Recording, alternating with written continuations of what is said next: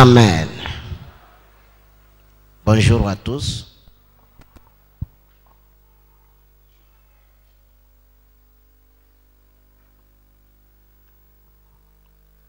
Nous allons, si je peux dire, achever le sujet que nous avons commencé le dimanche passé.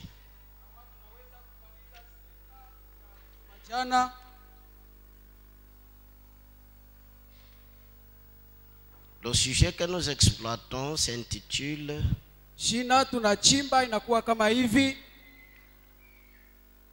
Ce qui me motive à servir Dieu sans relâche.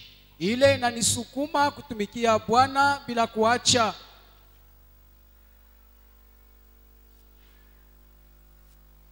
Amen.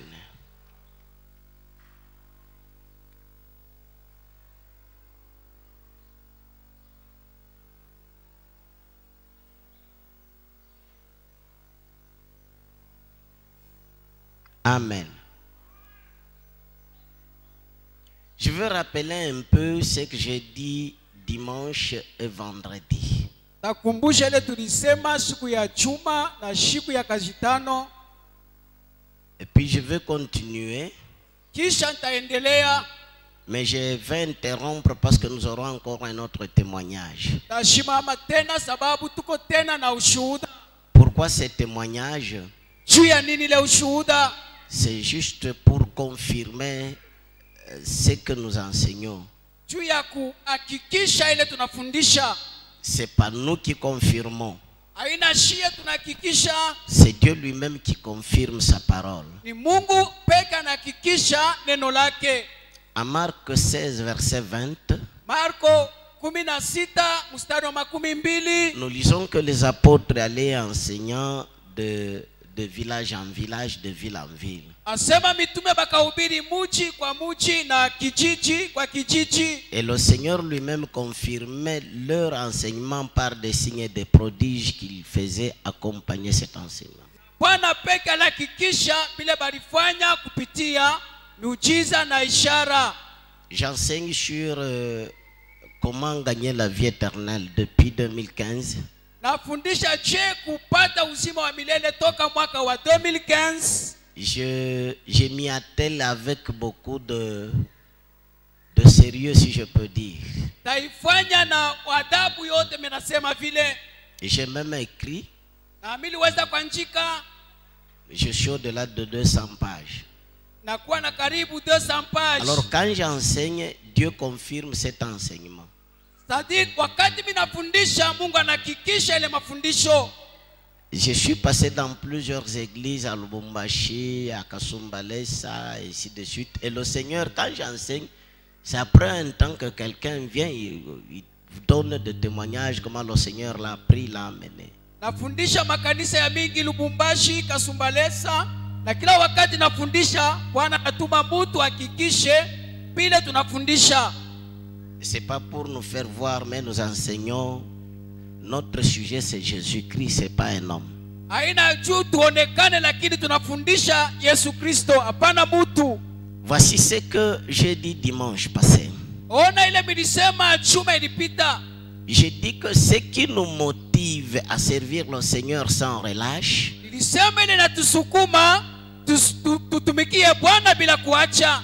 C'est la récompense que nous aurons auprès de lui. Maana yake ni maripo tutapata pembeni yake. Tous nous sommes appelés à mourir. Shibote tutakufa. Chacun mourra un jour. Kila mmoja atakufa siku moja. Tous nous attendons la mort. Wote tunachunga kufariki. Et au-delà de la mort, il y a la vie. Na kisha kufa kuna kuya bushima. Cela ne dépend pas de l'homme. Ila itoke kutaka kwa manadamu. Ça dépend du Créateur. Ile inatoka kwa Muumbaji. Lui, il a décidé qu'après la mort, qu'on soit chrétien ou païen, on convive. Yeye alitamani kisha kufa Mkristo au mpagano unaendelea kuishi. Donc tout le monde est appelé à vivre au-delà de la mort. Maana yake mtu wote ataishi kisha kufa. Ce qui revient à l'homme vivant encore sur la terre, Ile itafanyika kwa mwanadamu mshima pa dunia. c'est de rendre heureuse ou malheureuse cette vie. afanye ikuwe ya mzuri wala ya mubaya ile maisha. Alors ce qui nous motive nous à servir Jésus sans relâche, Sasa ile inatusukuma tutumikie Bwana bila kuacha, c'est la récompense, c'est-à-dire les biens avec lesquels nous passerons notre éternité. ni maripo, maana yake butajiri bule tutaishi nabo milele. Je disais ce jour-là que après la mort, on ne deviendra pas un poisson, on ne deviendra pas une bête, on ne deviendra pas un oiseau.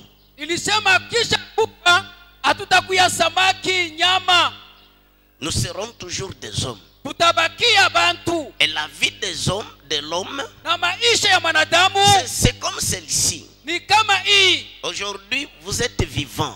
Leo uko mshima, Et la vie éternelle, na maisha ya milele c'est la vie comme vous l'avez aujourd'hui. ni maisha kama kunayo leo. Nous ne devons pas nous éblouir avec le mot éternel.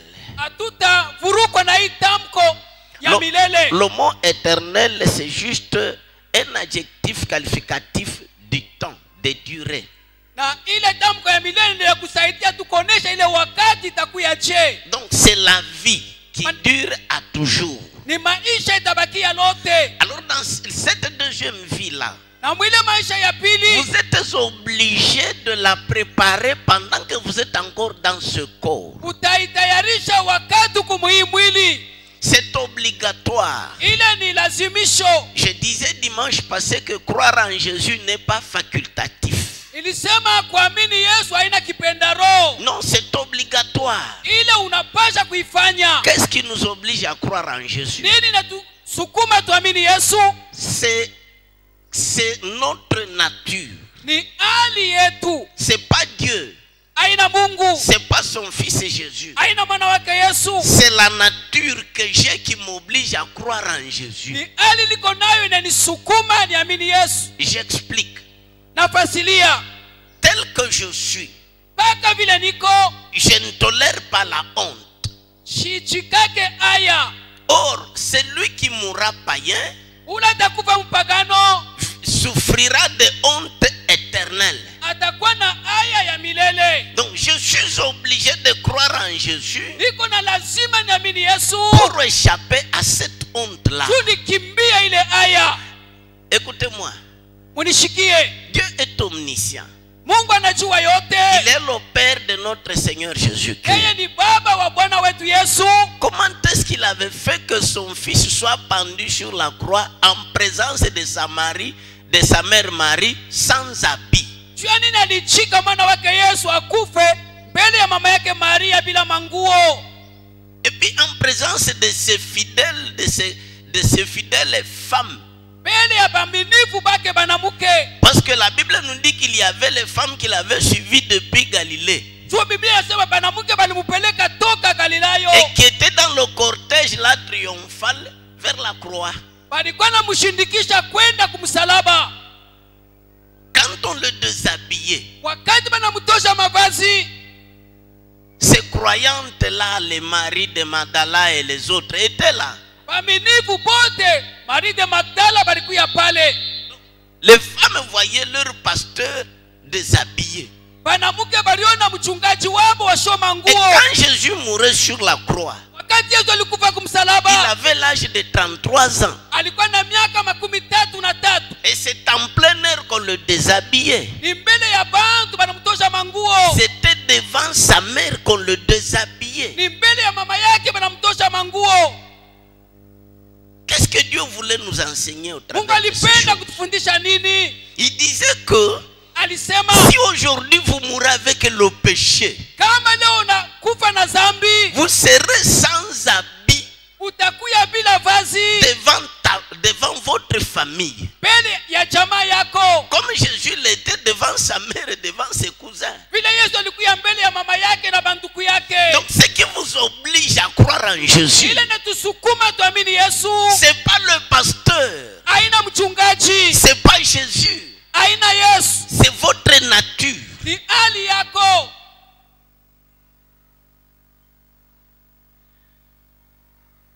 Il y a quelqu'un qui va vous dire non, nikipendero. Qui t'a dit que nikipendero? Mwingine anasema ni kama mimi napenda au mishipende. Non. Hapana. Écoutez, Shikia. qui est celui qui est content douleur dans son corps. nani nekalaka na furaha kama iko na maumivu mumwili? Mais voici que celui qui mourra païen souffrira de torture, de douleur, de tout ça. Ule atakufa mpagano atateseka na maumivu ya kuachana. Donc ce qui vous oblige à croire en Jésus, Ile na kusukuma waamini Yesu c'est votre nature humaine. ni hali yako ya mwanadamu.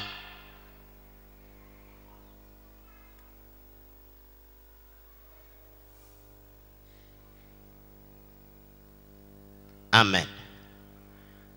Ce qui nous motive à servir Jésus sans relâche, Ile na tusukuma tutumikia Yesu bila c'est le kuacha. fait que nous avons souci de rassembler les biens avec lesquels passer notre éternité. Ni juu tunahitajia tukusanye mali tutaishi nayo milele. Ce qui nous pousse à abandonner le péché, Ile na tusukuma tuache zambi c'est notre nature. ni hali yetu. Nous ne supportons pas la honte. Atuvumilie aya, Nous ne supportons pas les douleurs. atuvumilie maumivu, Les douleurs de l'enfer. maumivu ya adeze. L'enfer, ce n'est pas simplement le lieu d'où il y a le feu, tout ça. Non. Adeze inafashi tupe kwa moto. Il y a beaucoup de quartiers dans le Géhenne. Muko mavikosi ya kuachana. Je ne vais pas en parler parce que ce n'est pas notre leçon. Jitasema sababu haina mambo yetu ya leo. Ce qui m'oblige moi à croire en Jésus, c'est pas mon père, c'est pas ma mère, c'est pas mon mari, parce que mon mari est pasteur, il faut que j'aille, je l'accompagne. Je ne veux pas accompagner quelqu'un, je prépare ma vie à moi. Wana nisukuma kwa mimi naenda baba mama. Ni mimi mwenyewe natayarisha maisha yangu. Je connais ma nature. Najua hali yangu. Et c'est pourquoi je ne peux pas relâcher. Toma na shida acha.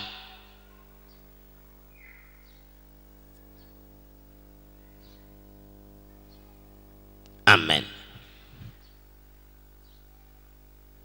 La récompense, c'est quoi? Maripo maana yake nini? C'est l'ensemble des biens avec lesquels l'homme passera son éternité. Ni butajiri bote mundu ataishi nabo milele. Pratiquement comme aujourd'hui, vous vivez dans une maison avec des biens. Paka vile leo kwa munyumba na utajiri. Le dimanche passé, Chume lipita. nous avons eu l'avantage de suivre le témoignage d'une sœur. Tulipata baada kupata ushuhuda ya dada moja. On l'avait prise. Balimchukua. Elle est allée visiter la Nouvelle Jérusalem. Anenda kuona Yerusalema mpya. Elle disait que les avenues sont en or, les or transparent comme des miroirs. Alisema mabarabara ni ya dhahabu ya kuangaa kama likalashi. Et on lui a montré sa maison Balimuonesha nyumba yake. et ce qui était dans sa maison. Na vitu ndani ya ile nyumba. Et comment elle avait gagné ces biens-là qui étaient dans la maison. Na jani pataka vitu bila biko mwile nyumba. Par exemple, Kwa mfano, le pavement. ile sima ya On lui chini. avait dit que c'est le sac de ciment qu'il avait envoyé dans l'église Carmel quand on construisait le temple de Carmel. Sema ni mfuko ya sima alipelekaka kukanisa Karmel wakati ya majengo. Donc quand nous servons Dieu, Wakati tunatumikia Bwana, nous ne le servons pas à l'aveuglette. atutumike kama vipofu. Nous le servons, nous savons ce que nous poursuivons. Tunatumika tunajua tunafukushia nini. Je sais que si moi je mets mon véhicule à la disposition du service du Seigneur, Kama naleta gari yangu itumikie Bwana, ce que je poursuis c'est quoi? ile mimi nafukushia Je nini? voudrais avoir un véhicule chez Dieu. Napenda kupata gari kule kwa Mungu. Parce que là-bas, il y a des chars en or. Sababu kuko magari ya dhahabu. Si moi je donne la nourriture aux pauvres, Kama naleta chakula na maskini, c'est parce que j'aurais besoin de quelque chose à mettre ici. jonta itajia na mie chakula. Quelqu'un va me dire, non, non, vous exagérez. Mwingine atasema unapitisha. Mais écoutez-moi, Unishikie. allons dans la Bible. Twende mu Biblia. Parce que ce n'est pas notre leçon. Aina mafundisho yetu. Prenez le riche et Lazare. Beba mutajiri na Lazaro. Qu'est-ce que le riche demandait? Mutajiri alilombaka nini? Quand il demandait de l'eau à boire, était-il ici sur la terre ou était-il au-delà de la mort? Wakati alilombaka mai ni pa dunia au nikisha kufa. N'avez-vous pas appris que chez Dieu il y a un fleuve d'eau de vie? Amujashikia kwa Mungu kuko mtoni ya maji ya uzima. Alors, ce fleuve d'eau de vie là, c'est pour se laver ou pour... Ila mtoni ya maji ya uzima ni juu ya kunawa. Et l'eau que demandait le riche là, Na ile maji mtajiri alilomba c'est quelle eau? ni juu C'est l'eau de ce fleuve-là. ni maji ya ile mtoni.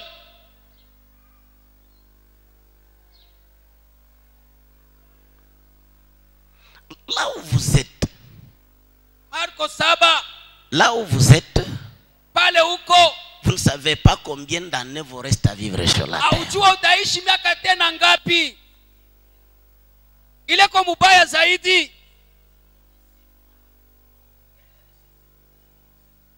auyuwe ni butajiri ngapi kunayo kile ngambo. Vous manque ici jusqu'aujourd'hui. Nini unakosewa hapa mpaka leo? Parce que si la mort venait vous prendre aujourd'hui, Kama kifo kinakubamba leo, mon frère et ma soeur, ndugu yangu na dada qu'est-ce yangu, que vous allez trouver là-bas? nini utakuta kule? Parce que la Bible nous dit que Biblia inatuambia quand nous serons morts, wakati tutakufa nous n'aurons plus le pouvoir d'ajouter des richesses à ce que nous aurons. hatutaweza kuongeza mali pa ile tuko On ne nayo. sait pas multiplier les richesses quand on a quitté ce monde. Hautaongeza butajiri wakati unatoka pa Donc dunia. vous devez vous presser. Fanya haraka. Je disais l'autre jour que Mingine milisema en servant Dieu, kwa kutumikia Bwana nous ne l'aidons pas. atumsaidie. Parce que Dieu se suffit à lui-même. Mungu anaeneko na vyote, Il n'a besoin de rien. ashitajie kintu, Et puis il est créateur. na yeye ni muumbaji. Besoin de quelque chose. Kama ashina besoin na kintu, Il peut se la créer. anaweza kukiumba. C'est pas qu'il va demander à l'homme quelque chose pour qu'il puisse résoudre ses problèmes. Aina atamulomba muntu apate kufarijiwa. Je disais que nous transférons les biens terrestres, une partie de nos biens terrestres, nous les transférons au ciel. Nilisema tunahamisha sehemu ya mali yetu, tunaihamisha. Et le travail que nous faisons, Na kazi tunafanya comme la bonne sémence a chanté très bien la vile kwa ya félicitation. bonse naimba mzuri na washukuru. Personnellement, je voulais que vous continuiez à chanter parce que ces cantiques-là, je l'aime beaucoup. Mimi mwenyewe nilipenda muendelee kuimba sababu ile mwimbo naipenda sana. Quand vous chantez, Wakati mnaimba, chaque fois qu'on chante ce cantique-là, kila wakati banaimba ile j'ai mwimbo, des larmes qui collent aux yeux. nashikia machozi na mwangika Parce que nawaza kwetu kumbingu. sababu nakumbuka kwetu kumbingu. Quand vous chantez, Wakati unaimba, Dieu vous réserve un salaire. Mungu anakuchungia mshahara. Et c'est avec ce salaire-là que vous passerez votre Ni éternité. ile mshahara itakusaidia uishi milele. Pratiquement comme quelqu'un qu'on engage à la Jekamine. Mpaka vile mtu wanamubeba kushekamini, À la fin du mois, on lui donne son salaire. kumwisho ya mwezi anapata mshahara. Et c'est avec ce salaire-là qu'il se procure ce dont il a besoin. Ile mshahara itamsaidia kununua mahitaji yake. Et Jésus, c'est notre employeur. Yesu ni baba yetu, mkubwa yetu kukashi. C'est lui notre employeur. Yeye anatubeba kukashi. Et nous, nous le servons. Na shia tunamtumikia. À la fin de notre vie, Kumwisho ya maisha yetu, il vient nous donner notre salaire. anatupatia mshahara.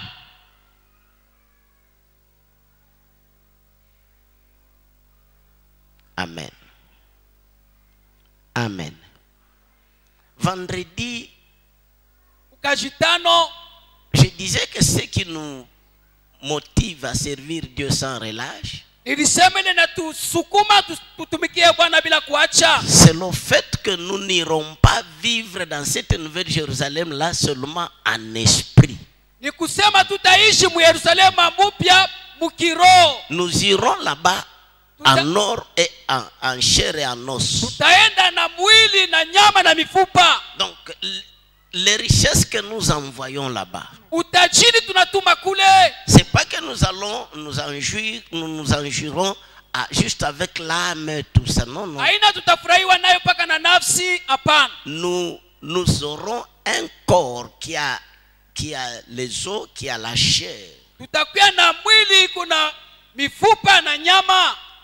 Comme Jésus, Bila Yesu, le jour là où il est ressuscité, siku yake ya il kufufuka, apparaissait aux disciples qui avaient peur. anaonekania mitume balikuwa na boka. En Luc 24, verset 37, vous descendez. Luka 24 kushuka. Les apôtres avaient peur de Jésus ressuscité. Mitume banamwogopa Yesu mwenye kufufuka. Ils pensaient que c'était un fantôme. Banazani ni mufu. Il leur dit, moi je ne suis pas un fantôme. Asema mishi na mufu. Touchez-moi.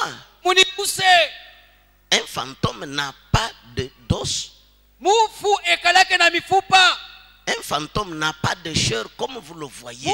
Mufu ana na minofu kama kunayo vile. Et il leur demanda quelque chose à manger. Anabalombako kintu cha kula. Et il le mangea devant eux. Na anakula mbele yabo.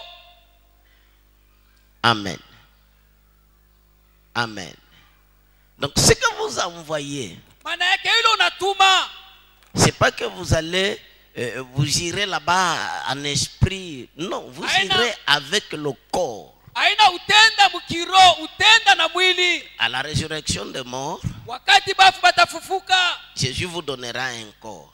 Yesu atakupatia mwili. Et c'est avec ce corps-là Ni pamoja na ile mwili que vous passerez votre éternité. taishi maisha yako ya milele. Paul dit que s'il y a un corps charnel, Kama kuko mwili ya huku mwili ya kimwili, il y a aussi un corps spirituel. unakuya mwili ya kiroho.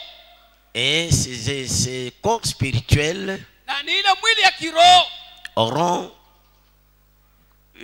une gloire différente.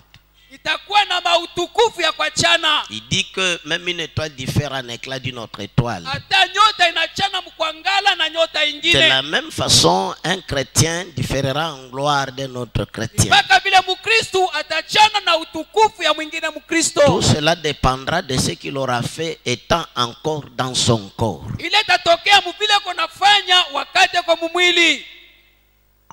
Amen. Amen.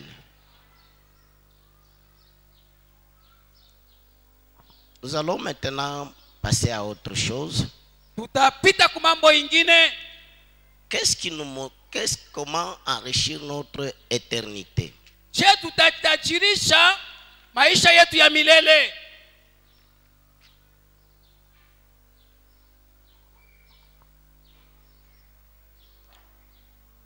Tout homme est appelé à enrichir son éternité. Kila mtu afadhali atajirishe maisha yake ya milele.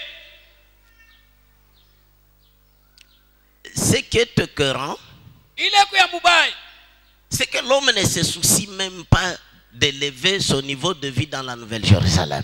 mtu angaikie hatua ya maisha yake mu Yerusalema Le mpya. chrétien est satisfait par le fait qu'il appartient à un certain groupe. Mtu anafarijiwa wakati kwa mkikosi fulani. Il dit que moi je suis chrétien de telle église. Iko Mkristo wa kanisa fulani. J'ai été baptisé. Nilibatizwa. Je suis ancien. Niko mzee. Je suis pasteur. Niko mchungaji. Je suis chantre. Niko mwimbaji. Et c'est fini, il est satisfait. Unaisha anafurahiwa Mais kwa il ile. ne se soucie pas de son niveau de vie dans la Nouvelle Jérusalem. Ashangaikie hatua ya maisha yake mu Yerusalema mpya. Je disais avant-hier que dans la Nouvelle Jérusalem, il y aura aussi des pauvres. Juzi milisema mu Yerusalema mpya mtakuwa na mashikini. Nous n'aurons pas le même niveau de vie. Hatutakuwa na hatua moja ya Il y maisha. aura aussi des quartiers des pauvres. Kutakuwa makartie ya mashikini. Dans le témoignage de notre sœur, Mushuhuda ya dada yetu. et ce n'est pas elle seule qui a vu ça, il y a beaucoup de gens qui ont déjà vu ça. Aina paka yeye aliona bantu bamingi banesha Il y a kuona. même des gens qui vivront dans un bâtiment commun. Kuku bengine bataishi mu nyumba moya bote. Parce que eux, ils ne pouvaient jamais servir Dieu seul. Akuweza kutumikia Mungu yeye peke. Il faut qu'ils cotisent avec les autres. Paka changie kuna bengine. Ils auront tout en commun. Batakuwa na kitu kia bote. Le pasteur Yong Yu plutôt, le Coréen, Ule mchungaji wa kukorea Yongishu qui est de l'église baptiste, wa kanisa Batiste. lui aussi quand il l'avait pris, quand il était parti là, Na wakati aliendaka kule il avait vu ce bâtiment-là. alionaka ile nyumba. Il y a même des témoignages écrits. Huko maushuhuda yenye kuandikwa. Il y a des chrétiens qui ne se soucient pas de lever leur vie. Bakristo bengine abangaikie hatua ya maisha mu Yerusalema mpya. Pour enrichir sa maison céleste, nyumba yako ya kumbingu, qu'est-ce qu'il faut faire? Utafanya nini? La première chose qu'on doit savoir, kitu cha kwanza utajua, c'est que les richesses de l'autre côté utajiri ya ile ngambo s'acquièrent par deux choses: inapewa kumanjia mbili, par le service ukaji et par les offrandes, na matoleo, les différentes offrandes. matoleo ya kuachana, les dîmes, chekumi, les aumônes kusaidia maskini et les offrandes ordinaires, na sadaka ya kawaida, les prémices, malimbuko, les actions de grâce, tendo ya shukrani ainsi de suite. na bingine. C'est ce qui constitue nos richesses avec lesquelles nous passerons notre éternité. Ile nafanya butajiri bwetu ba milele. Le service, Kazi, c'est toutes sortes de travail que l'on fait pour le Seigneur. kazi yote tunafanya juu ya Bwana. Ça aussi, ça mérite de récompense. Na hiyo inaletaka maripo. Mais maintenant, nous allons parler des opportunités. Sasa tutasema mawakati au maneema, bahati. Dieu Mungu nous crée beaucoup d'opportunités. anatupatia mabahati ya mingi. Qu'est-ce que j'appelle opportunité ici? Nini mitasema wakati? Les opportunités sont des occasions qui se présentent devant le chrétien Ni mabahati napewa kwa Mkristo d'offrir ou de servir Dieu, ya kutoa wala kutumikia Mungu, d'aider un pauvre, kumsaidia maskini, d'aider une veuve, kusaidia mjane, de soutenir le pasteur ou l'évangéliste, kukamatisha mchungaji, mhubiri, d'acheter l'uniforme à tel chorale. kuuzia uniforme kwa ya Donc, fulani. les occasions qui se présentent devant vous, Mabahati napewa mbele yako, c'est Dieu qui vous les crée. ni Mungu anakufanishia ile. Vous vous souvenez de l'histoire du bon samaritain? Utakumbuka mambo ya Msamaria mwema, L'homme qui est l'infortuné qui était tombé entre les mains des bandits ule balipikaka kwa banyang'anyi, constituait une opportunité pour tous ceux qui l'avaient vu. alikuyaka bahati kwa bote bakumuona. En sorte que celui qui l'avait aidé Hivi ule alimsaidia, s'était fait réserver une richesse de l'autre côté. alipewa utajiri ngambo ingine. Mais celui qui l'avait vu, Ule alimuonaka, mais qui ne l'avait pas aidé, akumsaidiake lui, ye, il s'est fait réserver aussi une place dans la géhenne. naena chungiwa fwashi mjana. Parce que l'opportunité, quand elle est là, Bahati kama ikupale, si elle n'est pas valorisée, kama uone mufaida, elle devient un péché. inakuwa zambi. Jacques dit ceci: Yakobo anasema celui qui sait faire le bien ule anajua kufanya vizuri et qui ne le fait pas lakini ashibifanye, commet un péché. anaifanya zambi. C'est Jacques 4, verset 17. Yakobo 4:17. Donc quand l'opportunité est là, Kama bahati ko pale, si l'homme qui est devant cette opportunité ne la valorise pas, kama ule kumbila ile bahati ashibebe faida, il commet un péché. anafanya zambi. Amen.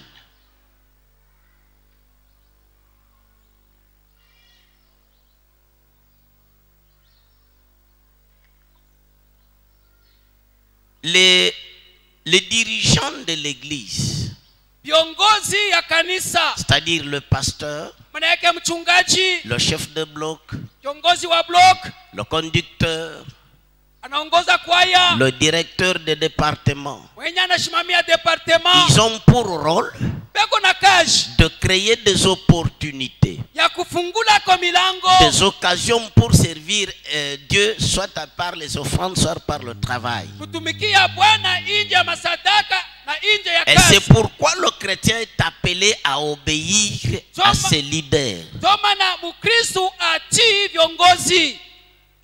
Amen.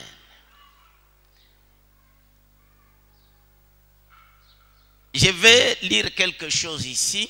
Tasoma kwa kitu moya hapa. Ce sont des choses que j'ai écrites Ni vile vitu niliweza kuandika parce que c'est très important. sababu ni vya lazima. Quand j'enseigne certaines choses en passant. Kama nafundisha tu pingine yulu. Pourquoi? Parce que le Sababu temps me fait défaut. hatuna na wakati mrefu. Les opportunités. Mabahati.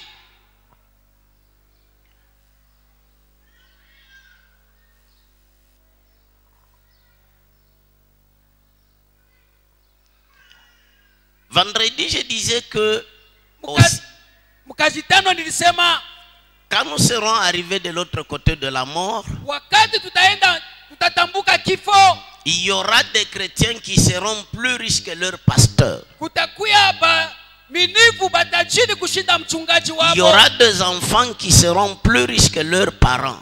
Akuya batoto batajiri kushinda bazazi. Il y a des hommes qui étaient riches sur la terre qui seront extrêmement pauvres. Kuku batajiri pa dunia batakuya kule mashikini Mais zaidi. il y a aussi des pauvres sur cette terre qui seront riches de l'autre côté. Kuku mashikini pa dunia batakuya batajiri sana kule ngambo. Mais il y a malheureusement des pauvres dans cette vie qui seront encore pauvres dans la deuxième vie. Mambo mubaya mashikini bengine dunia batakuya mashikini kule ngambo. Ce sont les plus à plaindre. Bale ni ba penye ole zaidi. Qui sont ces pauvres qui vivront encore pauvres de l'autre côté? Nani mashikini atakuya tena mashikini kule Ce sont ngambo? ceux-là qui ne veulent pas profiter des opportunités que Dieu leur offre. Ni bala baweze kubamba mawakati Mungu anabapatia.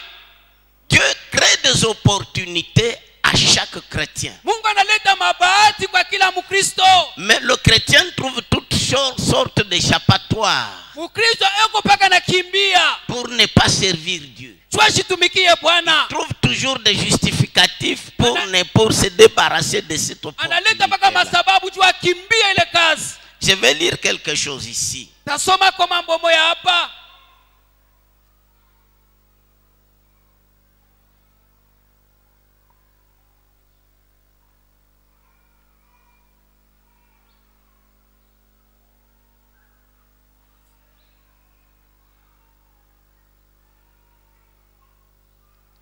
Je n'ai pas dit que celui qui est pauvre sur terre sera forcément pauvre dans le royaume des cieux. Siseme masikini pa dunia atakuya paka masikini muile ufalme.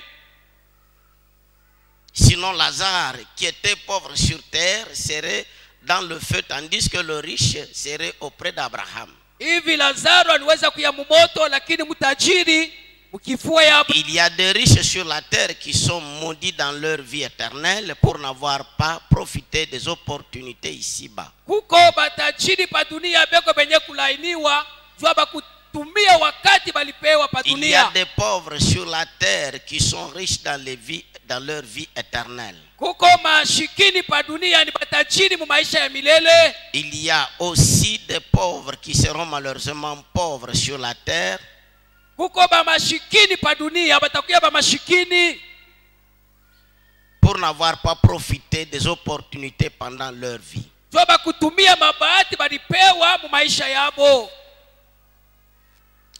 Ils n'ont qu'à rejoindre Job. Bo bata ona paka Yobu. Ils n'ont qu'à se plaindre comme Job. Abataria kana kama Yobu.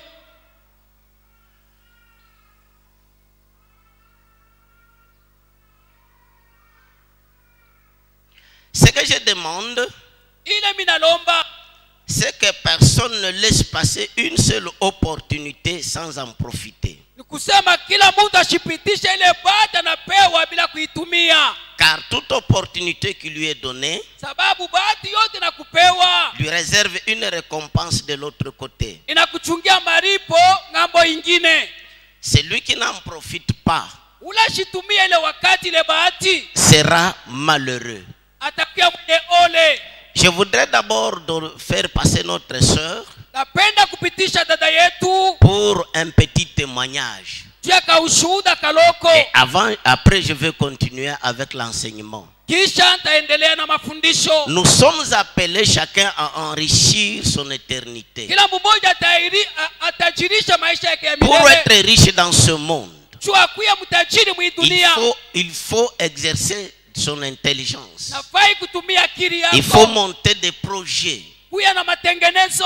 Il faut faire de démarches. Nafai kwenda huku na kule. Il faut accepter certains sacrifices. Kuichika kwa kujitoa. Il faut mobiliser des capitaux. Utayarisha kwa mapato. De la même façon, Paka vile. pour enrichir l'éternité, Utajirisha maisha ya milele. il faut beaucoup réfléchir. Waza sana. Il faut faire beaucoup de travaux. Ufanye makazi ya Il mingi. faut accepter certaines dépenses. Ichika kwa kupotesha Et il faut faire même de grandes dépenses. Potesha kwa na bia mingi. Et il faut accepter certaines souffrances. Na uichike kwa mateso fulani. Parmi les choses qui enrichissent l'éternité de l'homme, Vitu vinatajirisha maisha ya milele ya il y a mtu. les souffrances. kuko mateso. Pourquoi est-ce que Dieu avait décidé de nous sauver par la croix de son Fils? Kwa nini Mungu alipenda tuokoke kumsalaba ya mwana Pourquoi est-ce wake? que Dieu n'avait pas accepté la prière de son Fils quand il demandait, Père, s'il te plaît, que cette coupe passe loin de moi? Kwa nini Mungu ashukichika maombi ya mtoto yake wakati alisema baba, hiki kikombe kinipite? C'est parce qu'il voulait le récompenser richement. Sababu alipenda kumlipa na utajiri. Quand vous lisez attentivement Matthieu 23, Ukisome Mathayo 23, vous allez voir que Jésus dit aux gens de Jérusalem utaona Yesu anasema na bantu ya qu'il Yerusalemu leur enverrait des scribes et des prophètes atabatumia bandishi na banabii, et qu'il tuerait les uns, bataua bengine, qu'il lapiderait les autres. bengine batapikwa na maibwe. C'est pour dire que tous les apôtres devaient être persécutés. Ni kusema mitume bote batateswa. Rappelez-vous des paroles de Jésus Kumbuka misemo ya Yesu après sa résurrection. kisha kufufuka, Quand il parlait à Pierre, lui laissant la charge de paître son troupeau, wakati alisema atamachia Petro muziko ya kulisha kondoo, il lui dit, anamwambia Pierre, Petro, fils de Jonas, mwana wa Yona, m'aimes-tu unanipenda plus que les autres? kushinda bengine? Pierre lui dit, je t'aime. Petro anasema mimi Mais nakupenda. à la fin là, Kumwisho il lui dit ceci. anamwambia hivi, Quand tu étais jeune, wakati ulikuwa kijana tu te saignais ulijifunga mkaba, et tu allais où tu voulais. ulienda kule unapenda. Mais quand tu seras vieux, Wakati utazeka, quelqu'un d'autre te saignera mwingine atakufunga mkaba, et te mènera où tu ne voudras pas. atakupeleka kula upende.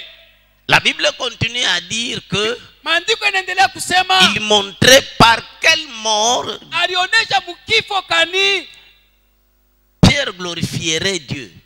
Petro atatukuza Mungu. Pourquoi est-ce que Jésus avait organisé Kwa nini Yesu alitayarisha que Pierre soit crucifié? Petro atundikwe? C'est parce qu'après avoir abattu un si grand travail, Maana kisha kufanya kazi mkubwa il fallait qu'il soit dédommagé. ilifai naye Il bamuripe. ne devait pas mourir d'une mort naturelle. Akuweza kufa kwa Parce que kawaida, la mort naturelle ne paye pas. sababu lufuso lwa bote alulipake. C'est la mort de martyr qui paye cher. Ni kufa kwa kuteswa kunalipaka. Et c'est la raison pour laquelle Ndio maana même Jean-Baptiste, hata Yohane Mbatizaji après qu'il ait achevé son ministère, kisha butumishi bwake fut décapité. bakamkata kichwa. Un jour, ma fille me demandait, Binti wangu ananiambia siku moja, il semble que Jésus était cousin à Jean-Baptiste dans la chair. inawezekana Yesu alikuwa ndugu wa karibu na Yohane Mbatizaji. J'ai dit oui, c'était son cousin. Nasema ni ndugu wa karibu. Parce que Marie et Elisabeth étaient cousines. Maria na Elizabeth balikuwa dada wa karibu. Elle continuait à me poser la question. Anaendelea kuniuliza, Il semble que Jésus était omniscient quand il était encore dans sa chair. inawezekana Yesu alijua vyote wakati kwa mwili? J'ai dit oui, Jésus était omniscient. Nasema vya kweli alijua vyote. Elle dit encore, Anasema tena, il semble que Jésus était tout puissant quand il était encore dans la chair. inawezekana Yesu alikuwa na uwezo yote J'ai mwili. dit oui, Jésus était tout puissant. Nasema Yesu alikuwa na uwezo yote. Alors elle conclut en disant, Kisha namaliza, Jésus était mauvais. Yesu alikuwa mubaya, Il n'était pas bienveillant envers son frère. asikukuye mzuri mbele ya banduku yake. Il savait que son frère serait décapité par Hérode. Aliwa ndugu yake watamkata kichwa kwa Herod. Il devait l'avertir, Aliweza kumulaka, devait le prévenir. aliweza kumwambia mbele ya wakati. Mais avec sa toute puissance, Na ile uwezo yake yote il pouvait faire que Hérode ne décapita pas Jean-Baptiste. aliweza kufanya Herod ashikate kichwa cha Yohane Mbatizaji, Mais il n'avait rien fait lakini ashikufanya kitu pour sauver Jean-Baptiste. kwa msaidia Yohane Et puis Mbatizaji. Jean-Baptiste avait abattu un très grand travail pour lui préparer le peuple. Na kisha Yohane Mbatizaji alimsaidia kwa kumtayarishia fwashi. Donc Jésus n'était pas reconnaissant. Yesu akukuwe na shukrani. Je lui dis non. Nasema hapana. Au contraire, Jésus était très reconnaissant. Lakini nasema alikuwa na shukrani. Parce que s'il l'avait prévenu, Kama ni mulakaka, il se comporterait en ennemi. atatembea kama adui. S'il avait fait que Hérode ne décapita pas Jean-Baptiste, Kama alifanya Herode asikate kichwa cha Yohane il allait se Mbatizaji, comporter en ennemi contre Jean-Baptiste. atatembea kama adui wa Yohane Mbatizaji. Parce que Jean-Baptiste, après avoir abattu un si grand travail, Yohane kisha kufanya kazi munene, il ne devait pas mourir d'une mort naturelle. hakuweza kufa kwa kawaida. Il devait être martyrisé Aliweza mbele kuhangaika, kuteswa, pour être richement dédommagé au ciel. kisha bariki na utajiri kumbingu. Parce que c'est un accident de travail. Sababu inakuwa ni musiba ya kukazi. Même les sociétés de ce monde Hata makampuni ya dunia dédommagent ceux qui meurent au service. inaripaka wale wanakufa kukazi. C'est la raison pour laquelle tous les prophètes ont été tués. Soma na banabii bote balibaua, Et tous les apôtres ont été tués. na mitume bote balibaua. Donc le grand serviteur de Dieu, Mtumishi munene wa Mungu à la fin de sa vie, mwisho ya maisha yake, souvent soit on l'empoisonne, zaidi wanaweza kumwekea sumu, soit on fait quelque chose de mal pour qu'il meure. wanafanya kitu kibaya juu akufe. C'est Dieu qui fait ça. Ni Mungu anafanya vile. C'est une prime. Ile ni maripo. Ça, c'est aussi quelque chose qui enrichit le compte éternel de l'homme. Ile inatajirisha maisha ya milele. Mais nous, qu'est-ce que nous faisons? Shie tunafanya kaje? Quand on nous insulte, Kama banatutukana, quand on nous empoisonne, kama banatuwekea sumu, quand on parle à mal contre nous, bakitusemea bibaya, nous nous décourageons. tunapungukiwa. Lisons un passage. Tusome mstari moya. Matthieu 5, Mathayo 5 verset 10-12. mstari wa 10 mpaka 12. Quelqu'un peut lire. Moya anaweza kutusomea. Matthieu 5, 10-12.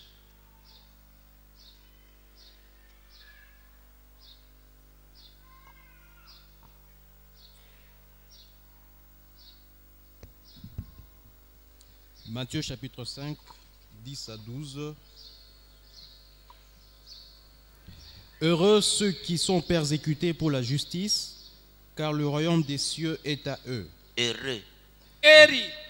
Heureux serez-vous lorsqu'on vous outragera, qu'on vous persécutera, et qu'on dira faussement de vous toutes sortes de mal à cause de moi. Réjouissez-vous et soyez Réjouissez-vous. dans l'allégresse, Oui, parce que votre récompense sera grande dans les cieux, oui, car c'est ainsi qu'on a persécuté les prophètes qui ont été avant vous. oui. Il n'a pas dit attristez-vous. Asikuseme muhuzunike. Non. Hapana. Réjouissez-vous. Mufurahiwe. Soyez dans l'allégresse. Uwe katika furaha. Car votre récompense sera grande dans les cieux. Maripo yenu itakuwa munene C'est kumbingu. ainsi qu'on a maltraité les prophètes qui ont été avant vous. Kwa vile balifanyia banabii balikuya mbele Donc yenu. les choses qui enrichissent notre compte éternel, Vile vinatajirisha maisha yetu ya milele. c'est le service, Kashi, les offrandes matoleo et les persécutions. na masumbuko. Ce sont les trois choses qui enrichissent nos comptes. Ni vitu tatu vinatajirisha akiba yetu. Amen. Amen. Ce qui est important, Ile ya lazima c'est de demander d'abord le souci au Saint-Esprit. kulombako ile mangaiko kwa Roho Mtakatifu. Il y a des gens qui n'ont pas de souci de leur vie éternelle. Je Kukubanga répète. bangaikie maisha yabo ya Il milele. est satisfait de la vie qu'il mène aujourd'hui. Anafarijiwa na maisha ya leo. En Apocalypse 3, verset 17, Ufunuo 3:17 là il est dit, panasema hivi, parce que tu dis, juu unasema je suis riche, niko mtajiri, je me suis enrichi, minatajirika, je n'ai besoin de rien. shitajia kintu, Et parce que tu ne sais pas que tu es pauvre, lakini ujue huku maskini, malheureux, mwenye ole, misérable, kwa mateso, aveugle kipofu et nu. na mtupu. Je te conseille d'acheter de moi de l'or éprouvé par le feu afin que tu deviennes riche. Na kushauria ununue kwangu dhahabu uwe mtajiri, Et des vêtements blancs afin que tu sois vêtu. na mavazi ili upate kuvaa. L'aveugle c'est qui? Kipofu ni nani? C'est celui qui ne voit que la vie présente. Ule anaona paka maisha ya leo. Et pourtant, Lakini il n'a plus que quelques années de vie. eko tuna maisha kiloko ya Donc, il maisha. ne voit pas sa vie d'au-delà de la mort. Aone maisha yake kisha kufa. C'est celui-là l'aveugle. To kipofu. Paul l'appelle le charnel. Paulo anamuita wa kimwili. Tandis que Jésus l'appelle aveugle. Yesu anamuita Parce qu'il kipofu. ne voit pas au-delà de sa mort. Asione kutambuka Il kufa. peut être riche dans ce monde. Eko paka na furahia mwi dunia. Il peut être admiré dans ce monde. Anapenda kukamilika paka mwi dunia. Mais de l'autre côté, Ngambo wengine il n'est rien. ashina na kintu. Amen. Amen. La grandeur du serviteur de Dieu Ukubwa wa mtumishi wa Mungu ne se mesure pas dans ce monde. abonekanake mwi dunia. Mais de l'autre côté. Lakini kuile ngambo. Parce que c'est là que nous verrons sa récompense. Ni kule tutaona malipo yake. Nous verrons la dimension, les dimensions de sa récompense. Tutaona bunene wa malipo yake. Quelqu'un peut être grand serviteur ici. Mtu anaweza kuwa mtumishi munene huku. Mais de l'autre côté, il n'a rien. Kule ngambo ana na kintu.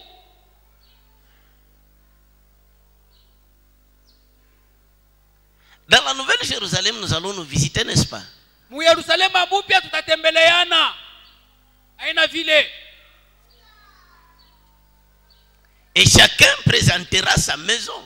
Kila mtu ataonesha nyumba yake. Chacun présentera les biens qu'il aura gagnés dans le service qu'il rendait à Jésus sur la terre. Kila mtu ataonesha butajiri alipata C'est mtumikia alors que Bwana. nous verrons les vrais serviteurs de Dieu. Ndio pale tutaona batumishi ba bya kweli. C'est alors que nous verrons les grands serviteurs de Dieu. Tutaona batumishi banene ba Mungu.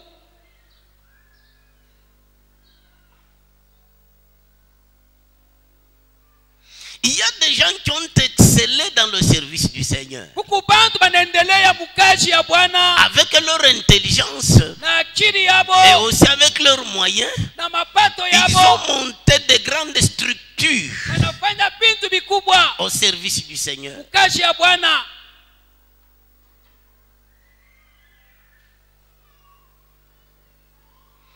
Prenez un peu ici.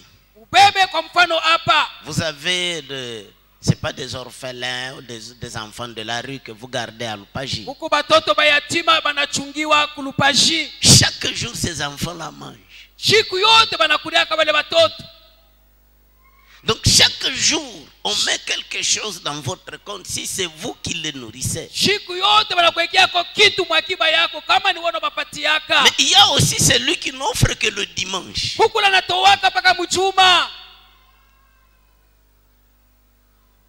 Mais il y a quelqu'un qui a monté une structure, Mwingine anafanya kwa tu kitu kinene. qui monte une usine, Anafanya kampuni juste pour soutenir l'implantation des églises. ya kusaidia kushimika kwa makanisa. Il y a quelqu'un qui monte une cabine téléphonique, Mwingine anaweka kabini yake ya telefoni. tout le bénéfice, Faida il yote le destine aux pauvres. yote nenda kwa maskini. Voilà les hommes intelligents. Kwa bantu bakiri. Il y a ceux qui prennent un orphelin à charge. Mwingine anabeba maisha ya Il le prend, yatima. il le met chez lui. Anamweka kwake. Pour le nourrir chaque jour. Amurishe siku yote. Pour qu'il se fasse réserver quelque chose chaque jour dans son Kwa compte. apate maripo siku yote kumbingu. Voilà les hommes intelligents. Kwa bantu bakiri. Paul disait que Paulo alisema par rapport à cette vie, kufatana hii maisha soyons des enfants. Soyons des enfants. tuwe batoto. Mais par rapport à la vie à venir, Kufatana ile maisha nous devons être des érudits. tukwe bantu bakiri. Il y a des gens qui montent des grandes structures. Kuko bantu banafanya tu bintu binene. Vous savez, il y a plusieurs ministères. Kuko butumishi bwa kuachana. Prenons par exemple le ministère apostolique. Kwa mfano kazi ya butume. Aujourd'hui, parlons de mission.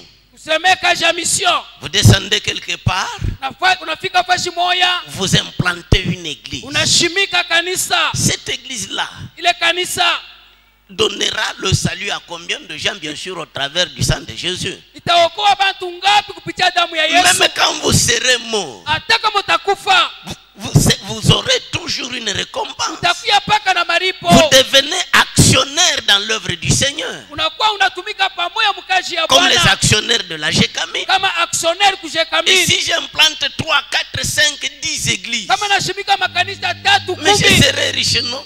takuya mtajiri. Mais il y a quelqu'un qui se limite juste à chanter un cantique. Mwingine ashimamia mpaka mkuimba mwimbo. Dans les choses de Dieu, Mubintu ya il Mungu faut être très intelligent. uwe na akili sana. Il faut réfléchir beaucoup. Waza mingi.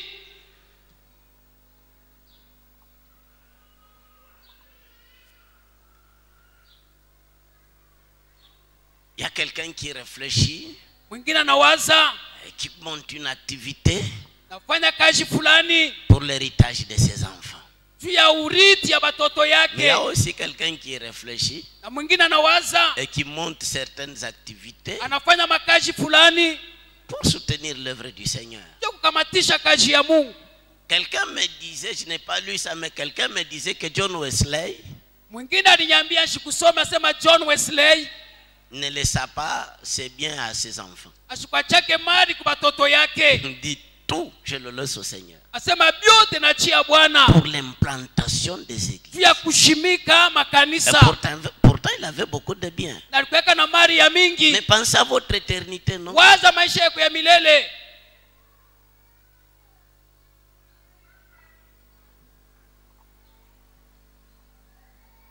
Si je monte aujourd'hui une église, Kama minafanya leo kanisa, prenez une église comme celle-ci. kanisa saa hii Elle va s'arrêter quand? itashimamaka shikukani. Il y aura combien de d'âmes sauvées? Nafsi ngapi itaokoka?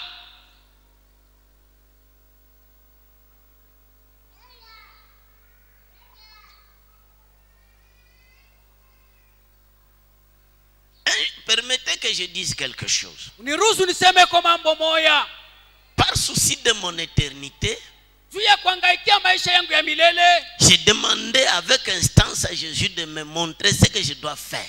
niliomba na kukaza Yesu anyambie nini nitafanya. Je lui disais, je n'habiterai pas dans un coin de la Nouvelle Jérusalem. Nitasema sitaishi kule kumpembeni Je mwa Yerusalemu voudrais mpya. rester au centre-ville de la Nouvelle Napenda Jérusalem. kubakia mtauni ya Yerusalemu mpya. Mais les prières que vous faites, Maombi kunafanya. ça doit être des prières intentionnelles. Ilikuwa na maombi na kifukushio. Il faut trouver de bons sujets. Pate mashina Hapana mzuri. kulomba paka ndoa. Hapana kulomba paka mariage. Faut pas demander juste la promotion de Paka travail. kupanda kukaja hapana.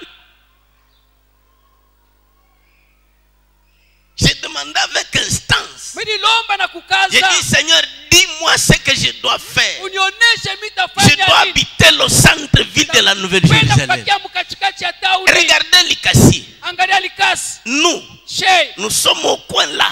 tuko kule kumwisho. Nous sommes les voisins de la brousse. Tuko tu kule kupori. Mais il y a ceux qui habitent le centre-ville. Wale bako mkatikati ya tauni. Na bale beko mu makomeno. Na wale bako mumakomeno. Dans la Nouvelle Jérusalem, c'est comme ça. Mu Yerusalemu mpya njo vile. Maintenant, vous avez des années de vie. Sasa kuna miaka ya maisha. Qu'est-ce que vous comptez faire pour Unawaza enrichir votre compte? Kufanya kwa nini utajirike kule? Réfléchissez. Waza.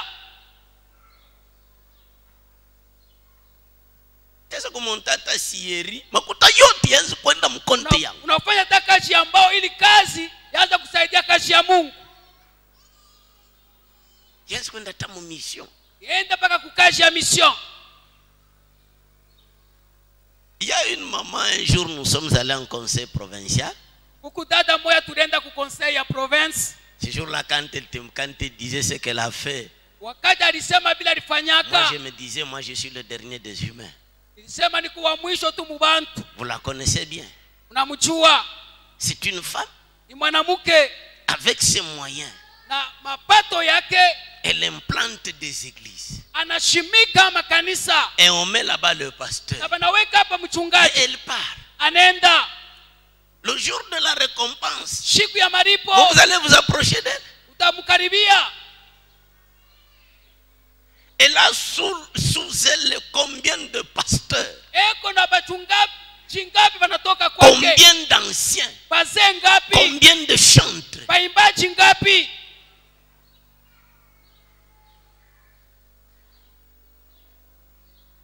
Nous ne devons pas être des petits enfants par rapport à la vie éternelle. kufuatana na maisha ya milele tushibakie batoto. Mais demain après demain je vais partir.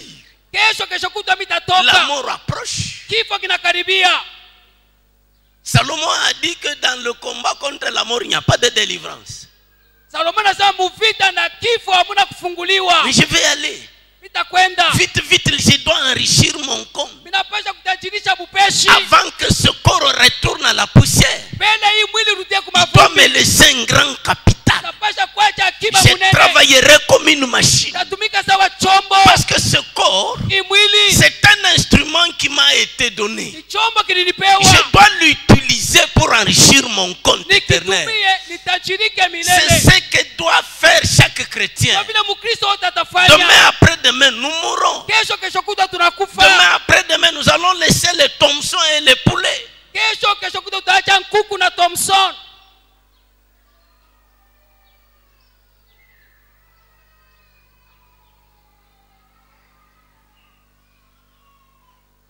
La parole de Dieu est comme la formule de mathématiques.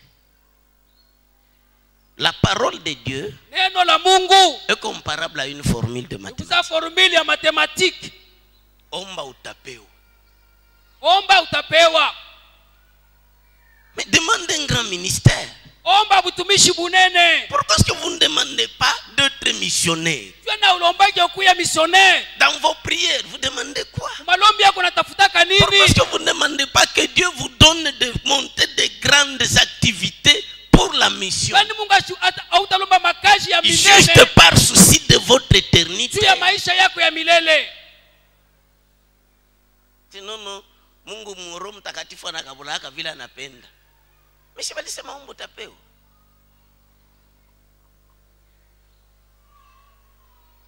Moi j'ai jeûné, j'ai prié, permettez que je le dise. Acha niseme miliomba, milifunga Pendant plusieurs années, miaka ya mingi.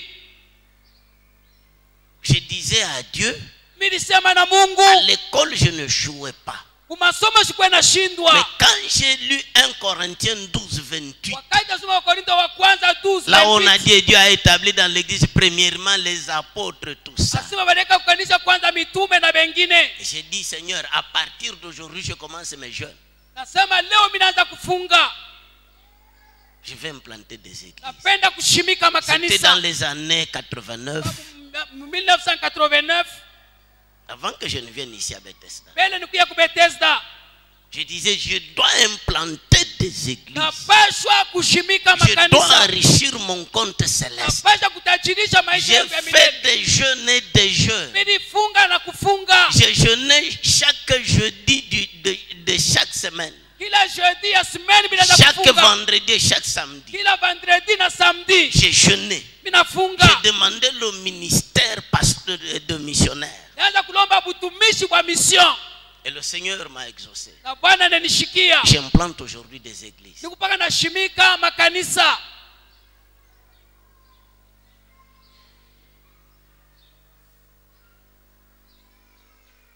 Demandez. Omba. L'occasion devant vous. Bati iko mbele yako. Demandez. Omba. Ne croisez pas les bras. Hapana kufunga mikono. N'attendez pas que la mort frappe à votre porte. Hapana kuchunga kifo kikukaribie. Faites de grandes choses. Fanya bintu binene. Un homme comme Paul, O muntu sa Paulo. il a été sur la terre comme nous. Alikuwa hapa dunia sasheye. Voyez le travail qu'il a abattu. Ona kazi alifanya. Chaque jour, on lit les écrits de Paul. Siku yote tunasoma maandiko ya Paulo. Nous sommes des locataires. Tuko nalipia kwake. Il gagne combien? Anapata ngapi? Vous le pensez, vous allez quitter ce monde sans laisser des traces. Utapita badura bila kuacha Vous maalama. n'allez pas laisser d'investissement ici sur la terre, mon frère et ma soeur. Maalama pa dunia tu. Non, je voudrais vous révolter aujourd'hui. Napenda kukutombosha leo. Soyez décidés. Ubeba mpango. Dimanche passé, Juma jana. je disais que nul n'est de Dieu. Je disais que nul n'est de Dieu. Nilisema mtu ana wa Mungu. Il n'y a personne qui est de Dieu. Hakuna mtu kwa Mungu. Dieu n'a jamais eu besoin de quoi que ce soit. Hahitaji yake kitu. Chacun travaille pour son compte propre. Mtu anatumika juu yake. Quand Jésus disait aux riches de Luc 18, Wakati Yesu anasema na ule mtajiri wa Luka 18, vends tout ce que tu as, usisha vyote kunavyo, donne-le aux pauvres. leta na maskini. Il a dit, Alisema et tu auras un trésor dans les cieux. utakuwa na akiba kumbingu. Le riche là n'allait pas aider les pauvres. Ule mtajiri asikusaidia maskini. Il allait juste transférer une partie de ses biens Ni kuhamisha mali yake matériels ya kupapasa dans son compte éternel. muakiba yake ya kumbingu. Les biens que vous avez aujourd'hui, Mali kunayo leo, les véhicules que vous avez aujourd'hui, gari kunayo leo, l'argent que vous avez aujourd'hui, peso kunayo leo, les postes de travail que vous avez aujourd'hui, cheo yako leo, tout ce que vous avez, yote vous kunayo. devez les utiliser pour votre éternité. Uitumie juu ya maisha ya milele. Naweza kusema Mungu nipe kazi nikuwe directeur, nianze kuangaje bale bote banekalaka baminifu beko natumika mkazi yako me beko na teso. Comme ça je serai payé. Vile batanilipa kumbingu.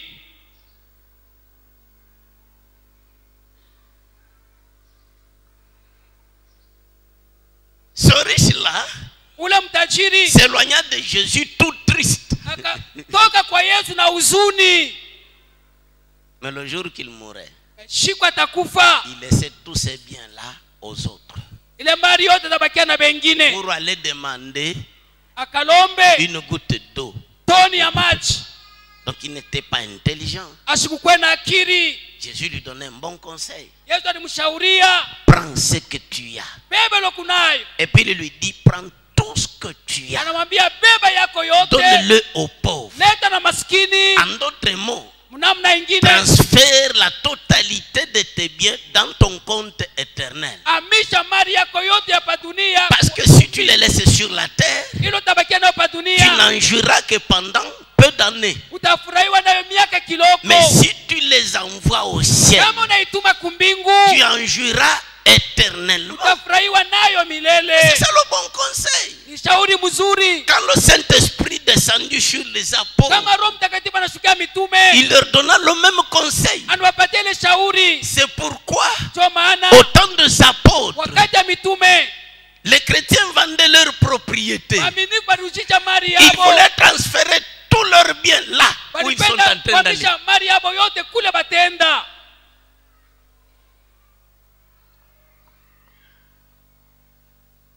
Maisha yo ni yangu, aina yako. Tatumika. Na kimwili kitateswa. Tekiteswa avant nikekiache mkaburi mpaka kinyachie kapitali. Kishite kibembelesha. C'est pourquoi nous souffrons de surménage, nous sommes non loin à tout moment. Tunateswa namna ya kuachana.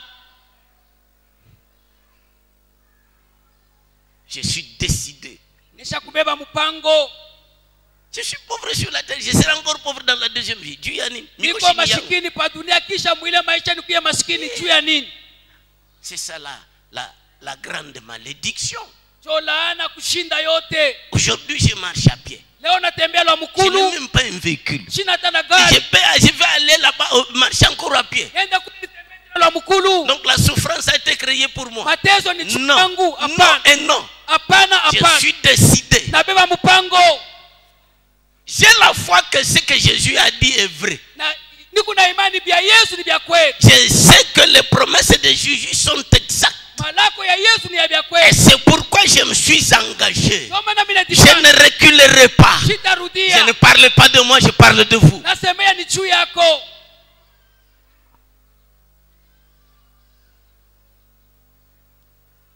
Amen.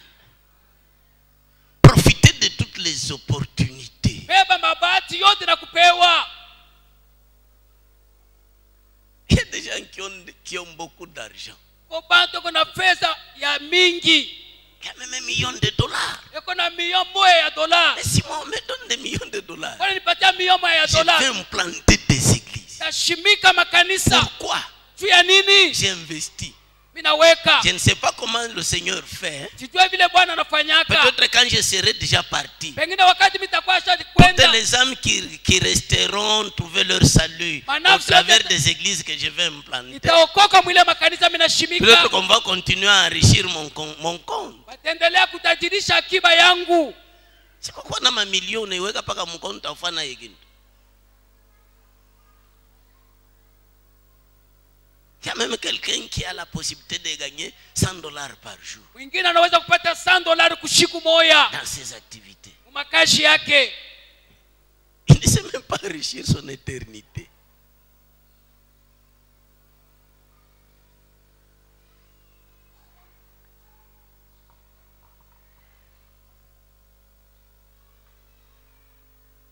Amen. Amen.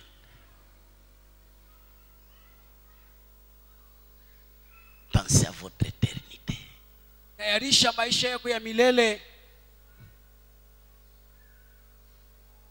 Vous serez là-bas avec votre chair Utakuya kule na mwili yako tel que vous êtes aujourd'hui. mpaka vile ukuleo. Il est vrai que si vous mourrez aujourd'hui, vous n'irez pas avec votre chair. Nawezekana kulikasu na kufa leo utenda na mwili Mais yako. demain, quand Jésus viendra, Wakati kesho Yesu il va anarudia, donner encore un corps. utapata mwili. Mais je vais aller dans mes richesses là, avec mon corps. Tenda mwile mahari na mwili yangu. C'est pourquoi nous fêtons la résurrection de Jésus. Kwa maana tunakaramika kufufuka kwa Yesu. Ce que vous laissez sur la terre, Ilo nacha pa dunia, vous le réservez au feu. ile inabakia juu ya moto. Parce que la terre passera. Dunia itapita, Elle sera consumée. Mais itateketezwa. ce que vous envoyez là, Ilo natuma vous kule, l'aurez éternellement. utabakia nayo milele. Si vous dites que vous avez cru en Jésus, Kama unasema unaamini Yesu, c'est que vous êtes sûr de ses promesses. unakuwa na uhakika ya malako yake. Vous êtes sûr que si vous envoyez quelque chose à Jésus, Sema kama unatuma kintu kwa Yesu, vous le retrouverez. utakipata. C'est ça, croire en Jésus. Ndio kuamini Yesu.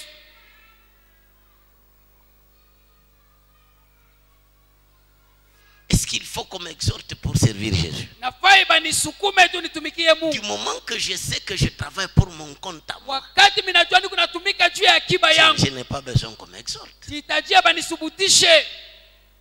Faites ça comme ça. Fanya vile. Nous n'avons plus beaucoup d'années à vivre sur la terre. Hatuna na miaka ya mingi ya kuishi tena pa Vous dunia. allez trouver quelqu'un qui a déjà dépassé 40 ans d'âge, Mwingine anaisha kupitisha miaka 14 ya mais kuishi. qui ne fait pas de grandes choses pour son éternité. Asifanye vitu binene juu ya maisha ya milele. L'espoir de vie d'un Congolais de 45 ans. Maisha ya mkongomani ni 45 ya miaka. Il y a peu de gens qui atteignent 80 ans. Ni kidogo wanafikisha miaka 80. Il y a même ceux qui meurent à 35 ans. Mwingine na 35 kufa. Donc il vous reste encore quelques années, vous allez rejoindre vos richesses. Unabakia na miaka kidogo kakute mali yako. Qu'est-ce que vous comptez faire vite là? Nini unapenda kufanya mbio mbio? Qu'est-ce que vous allez faire vite là? Nini utafanya kwa haraka haraka? C'est votre vie, ce n'est pas la vie de votre père, de votre mère ou de votre époux. Ni maisha yako aina ya mama yako au ya baba yako. Qu'est-ce que vous comptez faire rapidement? Unawaza kufanya kwa nini mbio mbio?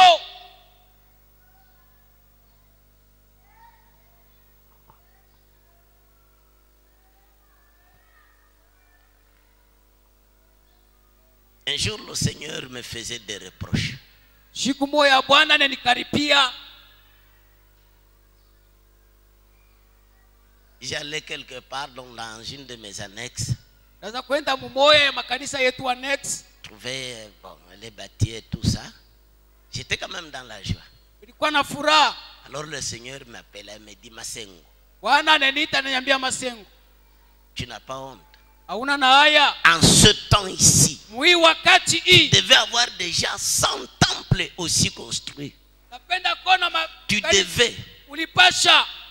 Donc avec les talents que je t'ai donnés, Na wakati ile mimi nakupatia, tu ne devais pas avoir aujourd'hui 2, 3 temples. uweze kuwa na makanisa 2, 3. Na pale milishikia haya. Il y a quelqu'un qui a tous les moyens. Mwingine kuna manamna yote. Qui ne s'intéresse qu'à la chair. Iki kimwili ni kiongopesha. matuku kataro bane kiongopa. Mine kitaka seme kiongopesha. La nuit, usiku on s'enferme mari et femme dans la chambre.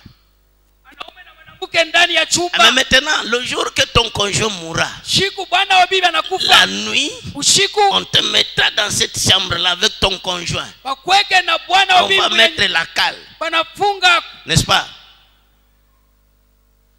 Sikiongopesha. Utasema non, bana nyacha mimoya.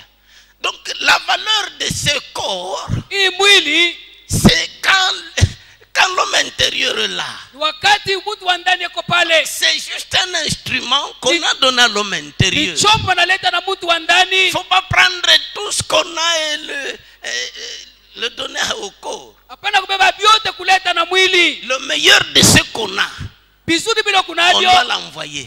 unavituma, D'autant plus que na nous aurons un autre corps. utakuwa na mwili ingine.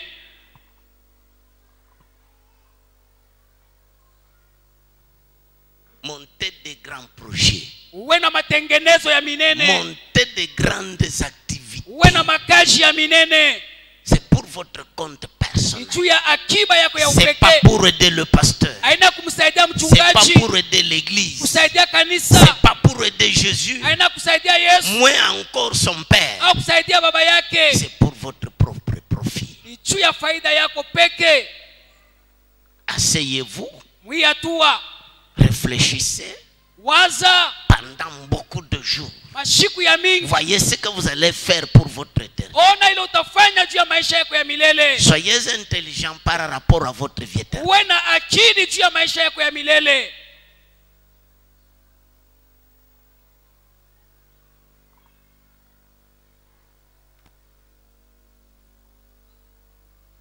Amen. Enrichissez chacun son compte. Kila mmoja atajirishe akiba yake. Maintenant, nous allons passer au témoignage. Utapita sasa Je ne kushuhuda, vais plus enseigner, sitafundisha tena. mais mon conseil que je vous donne aujourd'hui, Shauri yangu nakupatia leo, c'est de monter de grandes activités. kuweko na makazi ya minene. Vous êtes capable d'implanter même 5 églises, Unaweza kushimika hata makanisa même tano sans être pasteur. hata bila kuya J'ai mchungaji. donné l'exemple de notre sœur qui vient souvent ici. Naletaka ushuhuda huyu dada na kuyaka hapa, C'est une femme. ni mwanamke Avec son argent, na fedha yake, elle va, anaenda elle achète une parcelle, anauza mpango, elle achète des matériaux, anauza vyombo, elle engage les maçons, anauza bakuyenga, elle fait l'évangélisation. anahubiri. Elle est femme, Eko mwanamke on met là-bas un pasteur, badaka il mchungaji, y a des âmes, eko na manafsi, elle achète des choses, anauza bichi, et elle s'en va. anatoka na kwenda, Elle pense à son compte éternel. anawaza maisha yake ya milele. Mais vous vous dites non, si banamuke tutafanya beko hako beko nafanya bien, utenda kushikia haya.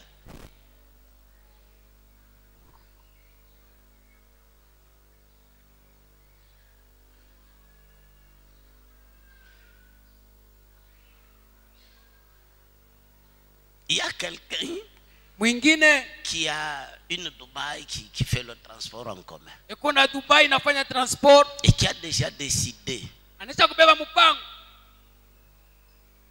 20% 20% de mes bénéfices ya mafaida sont pour l'implantation ni des juu ya kushimika makanisa.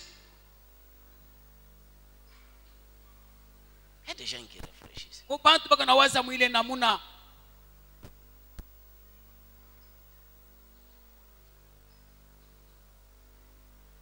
Je connais une sœur. Najua dada moya, Le Seigneur lui est apparu. Bwana alimonekania, Il lui a dit, anamwambia toi, tu weye ne donneras plus un dixième. hautaletaka tena chekumi, Désormais, tu vas commencer à donner 20%. utaanza kuleta 20% ya mapato. Les 10% pour le soutien. 10% ni De juu ya mon œuvre. kukamatisha Les kazi. 10%, c'est-à-dire. Chaque fois qu'elle fait son travail, Na wakati anafanya anapata mapato, elle donne 20%. analitaka 20%.